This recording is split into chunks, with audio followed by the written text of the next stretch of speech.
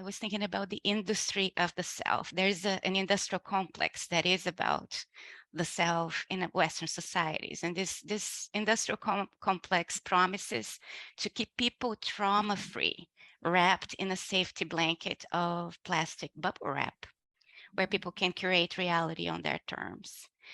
Now, the Yes. gap between the curated reality that we idealize for ourselves and the reality that actually presents itself to us, it's in this gap where monsters faster and feast on our Mm-hmm. fear of Mm. having our idealizations broken and our certainties taken away. So some of the monsters in this gap need libations, as you said in the first day, to be Yeah. kept sleeping.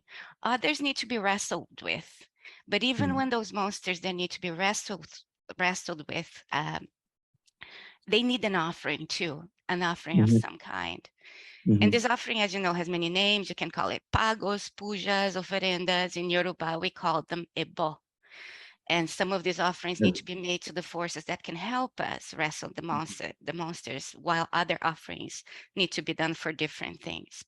Mm-hmm. But most of the offerings, these offerings, will be for feeding our own spirit to be Mm. strong in this fight. You will offer fruit not because of the entities of nature necessarily need to consume the essence of the fruit, but because your own spirit and connection need to be fed and strengthened. And this is hard to wrap our heads around because it's not necessarily a transaction. Yeah.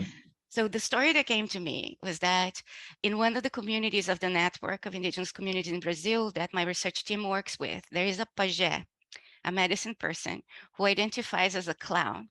He's an amalgamation of Eres and Exu, and his ceremonies are revealing in very It, unusual ways. Vanessa, say that again. Issue and who? Issue. And the Eres, the children spirits, right? So Okay. he Yeah. he Okay. he puts the two together, and joy and fun, but also he kind of overwhelms us with diffraction. It's just so many different layers of things Mm-hmm. that he brings to the fore that it becomes ridiculous to try to focus on one layer. It's in Mm-hmm. the confusion that you actually start to dance with what's present in that Yeah. community. So Yeah. his name is Pajé Barbosa Pitagori, and he had a stroke a couple of days ago, and he's currently unconscious in hospital.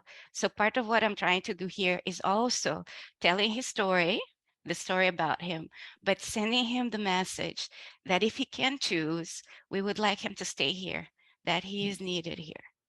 So in 2017, that was the first time I brought my research team to the Pitagori community, which is a community on the outskirts of Fortaleza in the northeast of Brazil. And I was there with about 10 people. And we were told that patuas, these small bags, medicine bags, had been made for the team. And the patuas had several weeks of prayers, songs, and there were also medicines sewn in the patua. And patuas need to be feasted to become alive. So there's an offering of food that needs to be made to the patuas. And we were informed that the ceremony of the feast would be that night, and that the ceremony would be dedicated to Shango, which is the god of struggle. Let's put it Struggle, like that. anger. Yeah. To everything. In this community, the unconscious is indeed, as you said, located in the land and in Yeah. deeper time, and the different beings that speak on behalf of the land, who are called the encantados, the enchanted ones.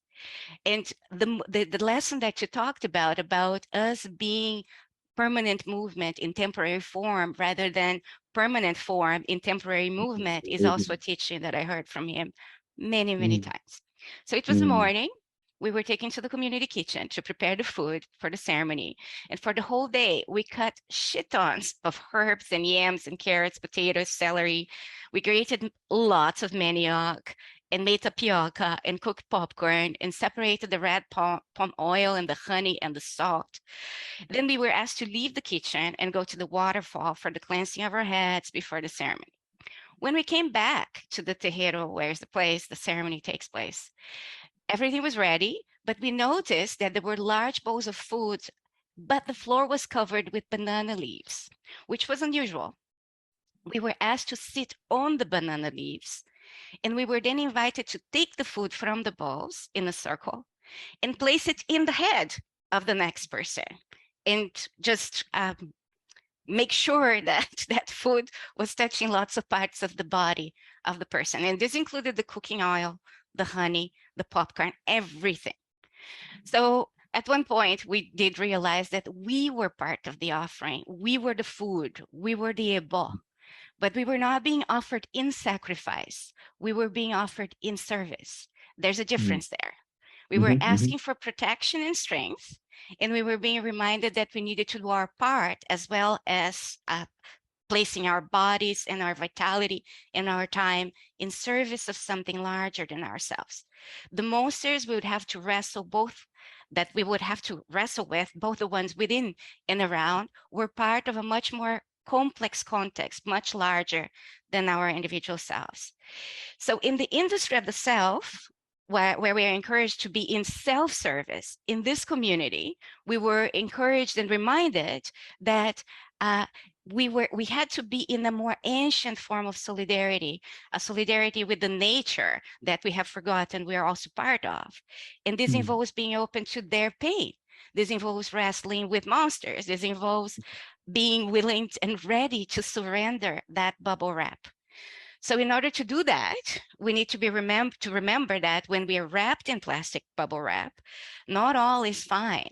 Inside the plastic package, we're carrying a weight of unprocessed, saturated shit on our backs, and the bubble wrap traps that shit inside.